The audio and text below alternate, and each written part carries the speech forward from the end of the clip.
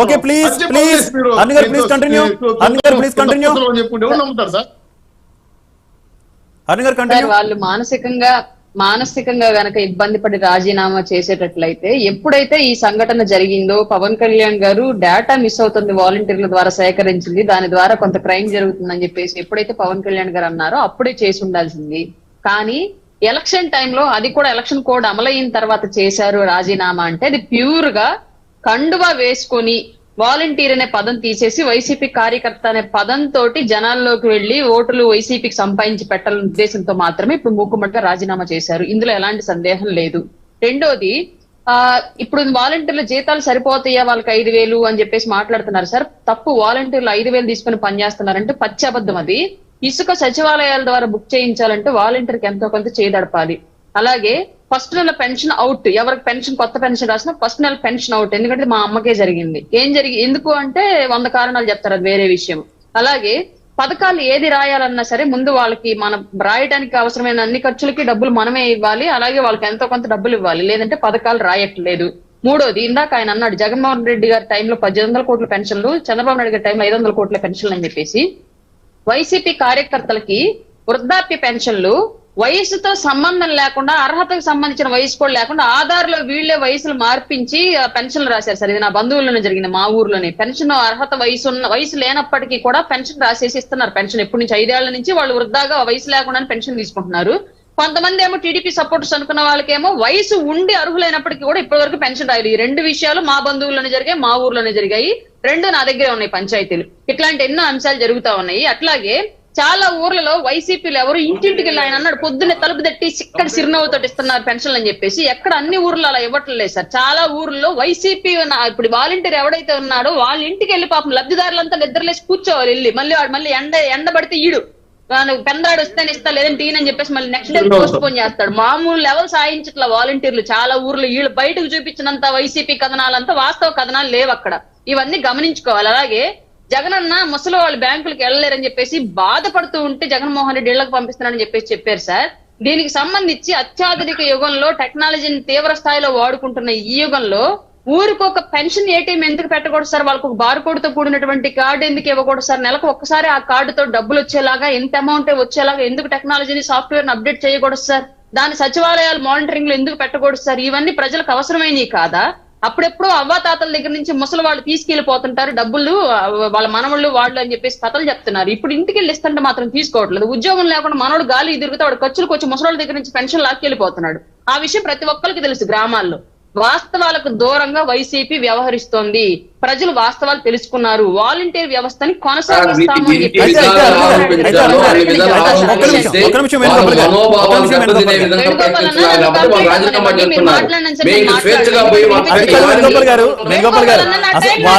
వాలంటీర్లను విధుల్లోంచి తొలగించారన్నది మీ బాధ, లేదంటే అవాతాతలకు పెన్షన్లు ఆగాయి లేట్ అయ్యాయి అన్నది మీ బాధ? వాళ్ళకి రెండో బాధ లేదు సార్. ఎందుకంటే వాళ్ళు బాధ్యత లబ్ధిదారులు కాదు. ఇప్పుడు వాలంటీర్లు తొలగించడం వల్ల వాళ్ళకి లబ్ధే తప్ప నష్టం కాదు. వాళ్ళు 2 రకాలుగా బాధ లేదు ఆయనకి. ఏదో డిబేట్ లో మీరు కూర్చోబెట్టి అడుగుతున్నారు కాబట్టి చెప్తున్నాడు అంతే. Right, continue.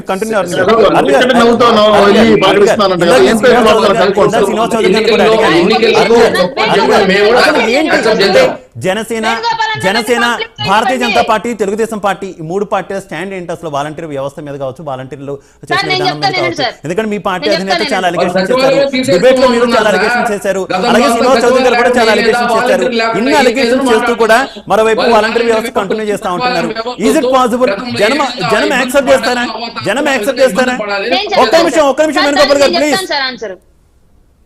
సార్, ఇప్పుడు వాలంటీర్లుగా ఉన్న వాళ్ళల్లో చాలా మంది విద్యావంతులు ఉన్నారు, పట్టభద్రులు ఉన్నారు. గతి లేని పరిస్థితుల్లో ఉద్యోగాలు ఈ ప్రభుత్వం కల్పించడంలో విఫలం అవ్వడం మూలంగా కనీసం ఖర్చుకైన వస్తాయి ఇంట్లో వాళ్ళ మీద ఆధారపడకుండానే ఒక ఉద్దేశంతో బీటెక్లు, ఎంబీఏలు, డిఎస్సి కంప్లీట్ అయిన వాళ్ళు కూడా, బీఈడీ కంప్లీట్ అయిన వాళ్ళు కూడా ఇవాళ వాలంటీర్ ఉద్యోగం చేస్తున్నది గతి లేని పరిస్థితి మాత్రమే. అట్లాంటి వాళ్ళని గ్రేడ్ చేసి మరి పట్టభద్రులుగా ఉన్న వాళ్ళు ఎవరైతే ఉన్నారో వాళ్ళకి స్టాండర్డ్ ఉద్యోగాల కల్పన చేసి, అలాగే స్థానికంగా గృహిణులు ఎవరైతే ఉన్నారో వాళ్ళకి కూడా స్థానికంగా ఉపాధి కల్పన అనేది ఏర్పాటు చేసి, ఎవరైతే నిజంగానే అర్హులు, ఏ ఉద్యోగానికి ఏ ఉపాధికి అర్హులు కాకుండా కేవలం వాలంటీర్ గా చేయడానికి మాత్రమే ఉపయోగపడుతూ ఉంటారో వాళ్ళని మాత్రమే కొంతమందిని ఆ వీధుల్లో కేవలం పార్టీ ప్రచారాలకి కాకుండా ప్రజలకు సంబంధించిన కొన్ని అంశాలను ఇవి కాకుండా ఇంకొన్ని అంశాలను యాడ్ చేసి జీతం కూడా పెంచి మరీ కొనసాగించడం జరిగింది. 5,000 రూపాయలు వీళ్ళు ఒక వైసీపీ నాయకుడు వచ్చి పలానా ఊర్లో పలానా పని చేయలేదు మాకు అని చెప్పేసి ఫోన్లు చేస్తుంటే వాళ్ళు తిరగడానికి పెట్రోల్ ఖర్చులకు జారట్లేదండి సార్. వైసీపీ వాలంటీర్లకు 5,000 వాళ్ళు బాధపడుతున్నారు తప్ప వీళ్ళు చాలా మంది అంటే ఇక్కడ 70% మంది వైసీపీ కార్యకర్తలు సంతోషంగా ఉన్నారు వాలంటీర్ల జాబుల్లో ఉండడం మూలంగా అదనపు సంపాదించుకుని తింటున్నారు కాబట్టి. కానీ 30% మంది మాత్రం నిజంగానే ఉద్యోగం లేక గతి లేని పరిస్థితుల్లో వాలంటీర్లుగా ఉన్నారు. వాళ్ళు మాత్రం నిజంగానే బాధపడుతున్నారు ఈ వాలంటీర్ జాబుల మూలంగా. వీళ్ళు ఇచ్చే 5,000 ప్రభుత్వాన్ని సార్ ఇంకొక విషయం ఏంటి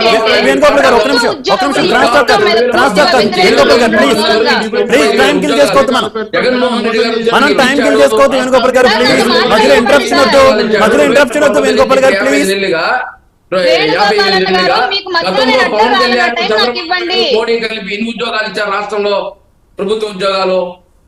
అయ్యో మీరు ఇచ్చినంత జనాలు అక్కడ ఉద్యోగాలు ఎక్కువైపోయి ఊరుకోండి బాబు. మీ ఉద్యోగాలు పాడుగాను, మీ ఉద్యోగాలు మీరు చెప్పుకోవాలి. ఎన్ని క్యాలెండర్లు మీకే లెక్కలేదు. ఎన్ని ఉద్యోగాలు ఇచ్చారని చెప్పండి ప్రభుత్వ ఉద్యోగాలు. ఒక నిమిషం వేణుగోపాల్ గారు ప్లీజ్ ప్లీజ్ మనం టైం కిల్ చేసుకోవద్దు. మీ దగ్గరకు వచ్చినప్పుడు మీరు ప్రశ్నిద్దారు కానీ వేణుగోపాల్ గారు క్రాస్ టాక్ వద్దు వేణుగోపాల్ గారు నేను మీ దగ్గరకు వస్తాను. మీ దగ్గరకు వచ్చినప్పుడు మీ వెర్షన్ చెప్తారు కానీ ప్లీజ్ శ్రీనివాస్ చౌదరి గారు క్రాస్ టాక్ వద్దు. శ్రీనివాస్ చౌదరి గారు వేణుగోపాల్ గారు please I'm requesting you both of you please. వచ్చిన తర్వాత విశాఖ సమ్మిట్ ఏమైంది, 13 లక్షల కోట్ల గ్రౌండింగ్ ఏమైనాయి, కడప స్టీల్ ఫ్యాక్టరీ ఏమైంది, అనే పోలవరం వచ్చే రాజధాని ఏమైంది. ఒక్క నిమిషం ప్లీజ్ మనం సబ్జెక్ట్ డిబేట్ అవుతున్నాం. రైట్ రామోహన్ రావు గారు ఏమైందో తెలియదు. ఒక నిమిషం శ్రీనివాస్ చౌదరి గారు ప్లీజ్ ఆడియన్స్ ఎవరికి ఏమి కూడా అర్థం కాదు, దయచేసి అర్థం చేసుకోండి ప్లీజ్. రామోహన్ రావు